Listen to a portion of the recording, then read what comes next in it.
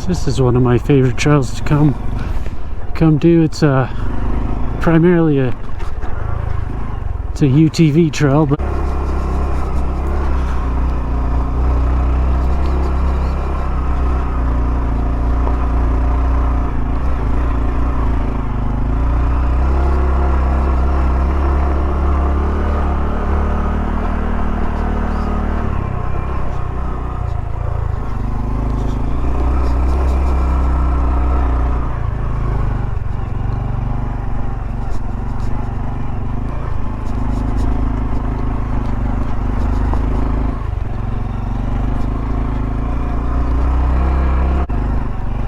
not too rough. It's got some sections that are a little bit rough, but it's not too bad. It's a lot of fun on this bike. I've come out here a lot on it.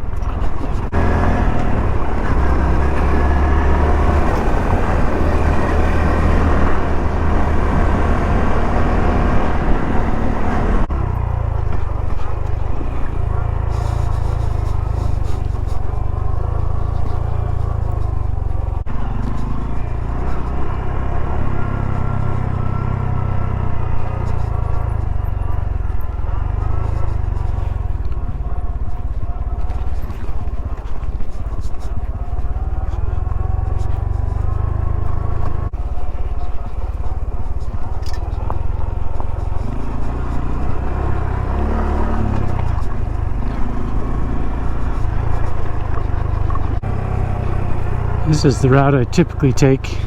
Gotta make a loop home.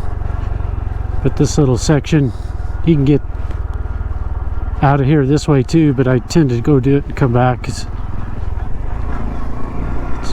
just nice and flowy, not too rough. Great trail for this bike. Great trail for any bike.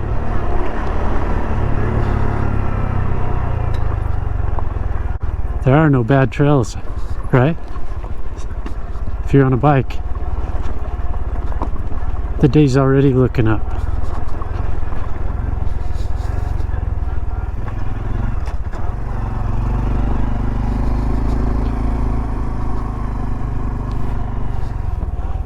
Our cow's having a nap that I interrupted.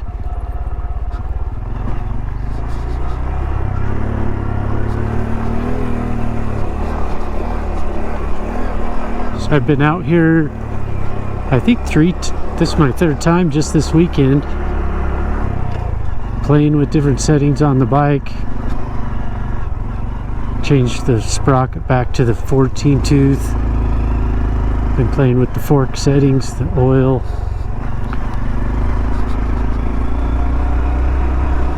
Going back to the 14 tooth sprocket is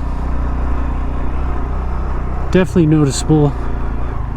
Crawling around stuff like this, and it's not as noticeable on the top end, believe it or not. It's more noticeable doing this kind of stuff. So, you know, if you had to put percentages on it, it's the benefit here is much greater than the loss of any top end performance you might get, because it's not that much. It's still a 40-45 mile an hour bike. I'd say, you know, with the 14 tooth, it's 40, you know, 40 mile an hour bike as far as comfort goes, like buzz, vibration. And with the 15, you can kind of maybe bump that up to maybe 45. But, you know, it's so minor and big deal, you know, you're still too slow for most roads. So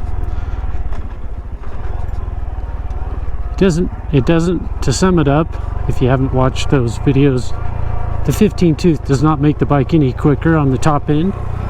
All it does is just calm the motor a little bit, reduce your RPMs at the top end, your speed. Still doesn't have the power to pull up through, you know, 55 or anything. my top speed run on the videos I posted, I think I hit 52, 53 maybe, and I wasn't able to do that again. So I don't know if I had a little bit of a tailwind that day, last night, or was it the night before when I last had this 15 tooth on. Same section of highway that is in those videos, I was running it again and I was barely able to hit 48 or so. And with the 14 tooth, it's, you know, 43, 44, 45. I mean, you can get to 47, 48 and even into the low 50s, but it's just screaming. You wouldn't want to go anywhere at that speed, you know. Yeah, it'll do it, but some of the top speed comments and stuff online I find are misleading because they're not comfortable top speeds. Capable top speed is different than, you know, comfortable top speed. So overall, it's just better geared. It's, you know, more in its niche with the 14 tooth on it.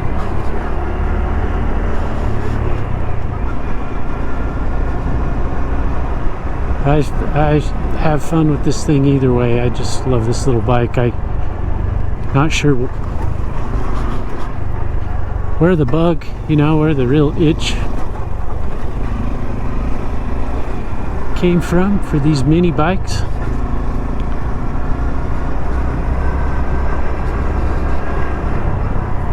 I've never had motorcycles as a kid. I rode them, you know, they were other people's, but I didn't have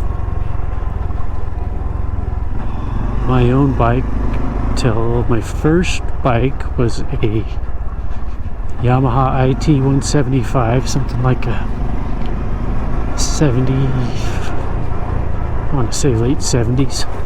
It was the blue plastic, and, you know, two-stroke, bought from a cousin or neighbor or something for like $150. Wished I'd have kept it all these years later. It's a cool bike.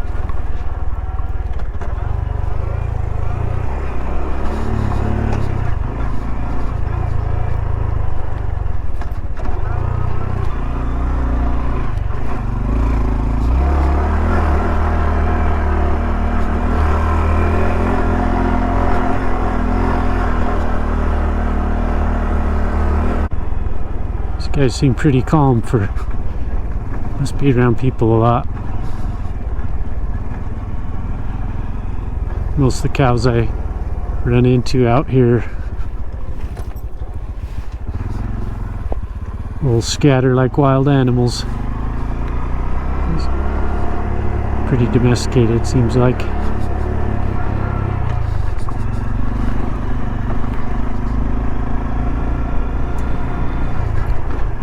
But so far, you know, this little thing's probably the most fun I've had. You see my other video, I've got a CRF 300L and a Trail 110 that is kind of mixed. The 110 is kind of mixed up with getting this bike, but yeah, this has just been the most fun I've ever had off-road.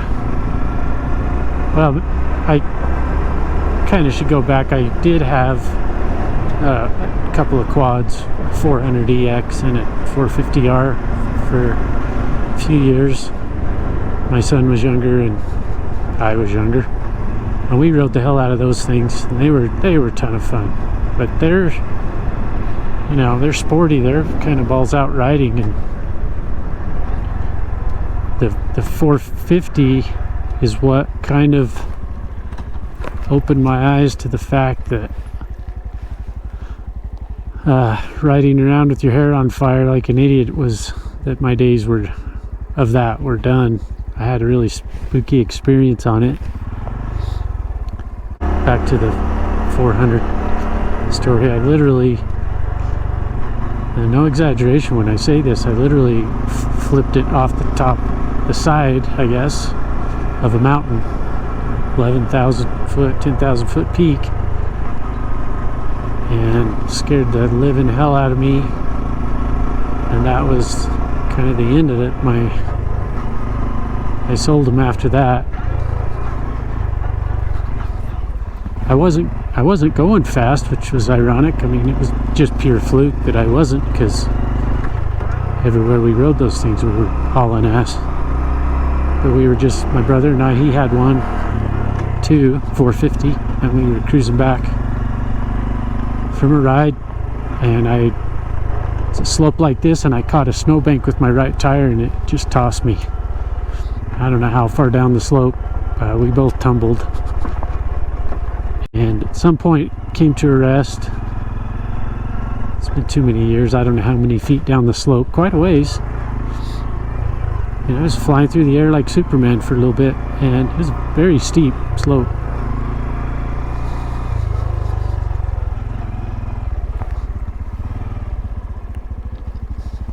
Yeah, they don't seem to care that I'm here at all. Well, they care. They're not quite sure.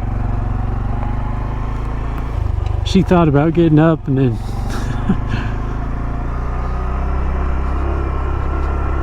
so anyway, I ended up down the slope laying against a tree with my head against a big tree and the bike, the swing arm of the bike against my head. So basically my head was sandwiched between the bike and the tree. That's how we both came to a stop. And you know, needless to say, if I hadn't had a helmet on, it would have been a bad day. I'd have been seriously hurt or killed. Even had the impact not killed me, you know, we were so far from town, I probably wouldn't have made. But anyway, I never rode without a helmet anyway. So, but it was right after that. I've heard of people on motorcycles having similar experiences, and they're, you know, on the road, and they're done. And that was mine for riding off-road too fast. And I still love to ride too fast. If you've watched any of these videos, I tend to get this thing going faster than it's designed to go.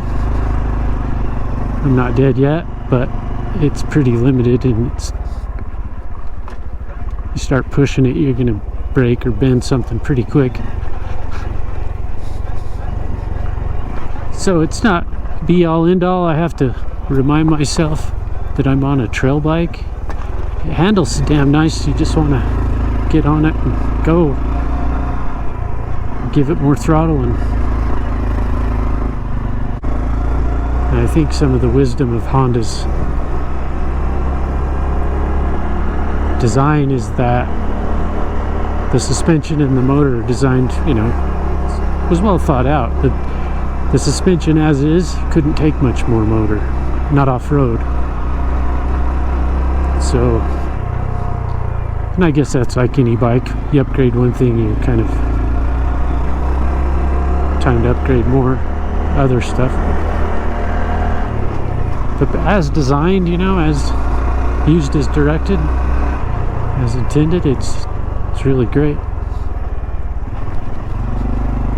And I'm older, so, you know, cruising like this now is just as fun as anything I ever did hauling ass. Maybe not quite the thrill, but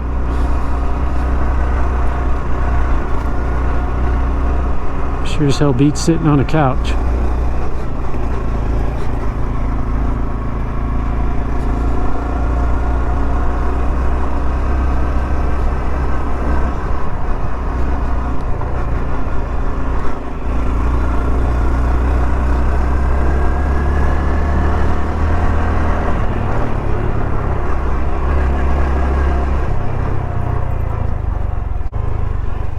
Mentioned earlier a minute ago, I have a 110 as well, and that was kind of the gateway to this bike, although I started looking for this bike first. And as you know, any of you that have looked for one, almost impossible to find. And once I decided it was the bike I wanted, you know, like everyone else, I contacted dealers left and right all over the country, actually. And no one had any, and, you know, didn't got comments of like, you know, we've got 60 names on our list, things like that. So I went on for a month or so, and I pretty much had given up of finding one. And then I, you know, kind of, this is a good hill to test this little bike. As you can see, you know, this, if this is your level of off-roading, you know, maybe not a good example for the more extreme among us, but it'll do that all day long. Anyway, so I gave up looking for one and clued in that, you know, it was the replacement, more modernized version of the 110, which stupidly I'd always kind of just turned my nose up at as like a moped or something. Even as a kid, you know, I grew up in the 70s and 80s, and they were all over, and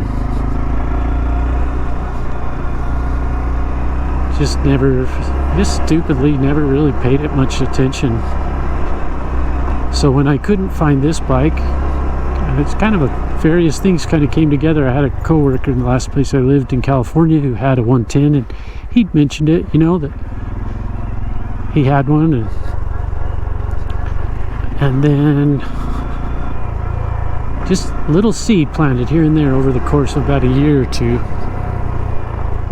And so it all came full circle, watching those videos and stuff. And so anyway, long story short, I decided to try and find a 110 since I couldn't find one of these. And it was almost the same story.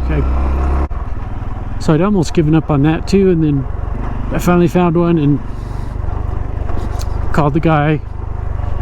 And I wasn't working him, but I gave him my sob story, and it worked. And he said, "Wow, sounds like you really want one. So if you're that serious, I'll hold it for you." So he did, and that was really cool. So I was pretty stoked. I was going to get a 110. This was spring, so I was thinking, you know, I have a bike all summer, something to ride. Sorry, interrupted your nap.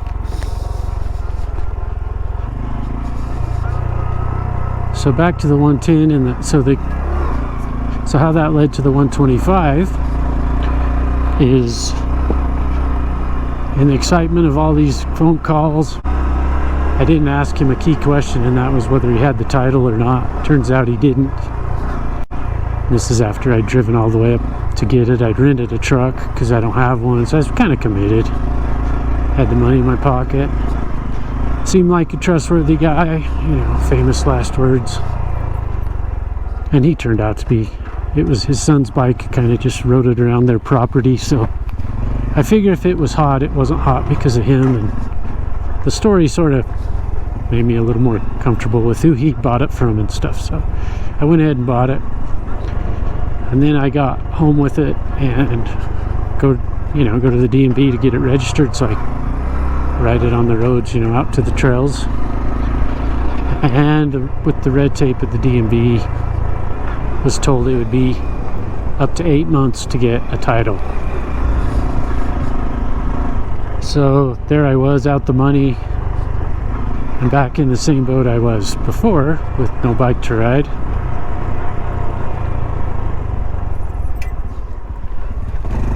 So I filled out the paperwork and waited, and gave up on that idea. And good thing that happened, because I was in Tennessee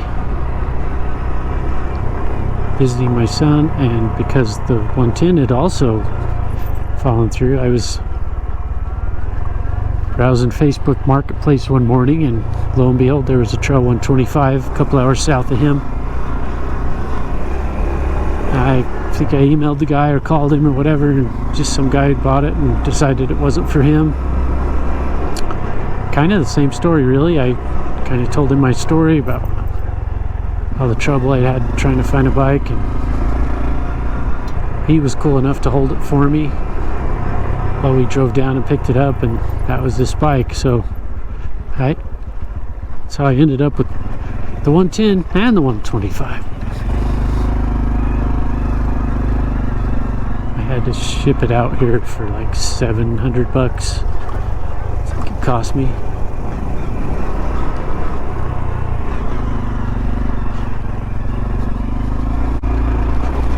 Another good hill. Show that this little dude will find some pretty good stuff. It's pretty rough and nasty, and doesn't even hesitate. Saw some comments that this thing is useless with the stock gearing,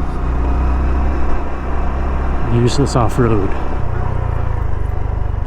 And as you can see, I don't think that's true myself. I guess it would depend on what kind of off-roading you're doing, but anything gnarlier than what I just went up should probably be on a different bike anyway.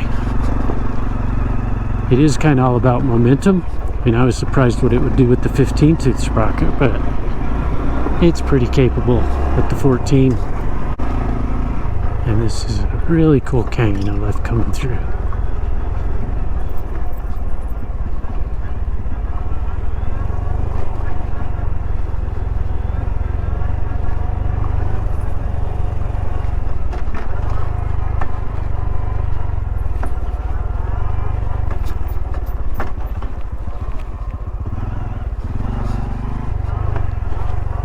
You hear that fork clunking now.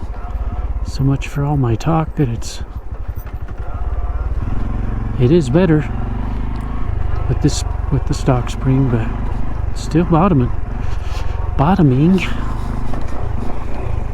It's bottoming less, I should say, but it still is. So this is this trail here was where that other loop would come around and then come up this draw, and this is really cool, but I have to come do it another time.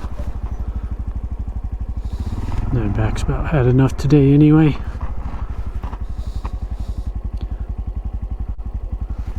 Ah hell, let's go down it and see where it goes.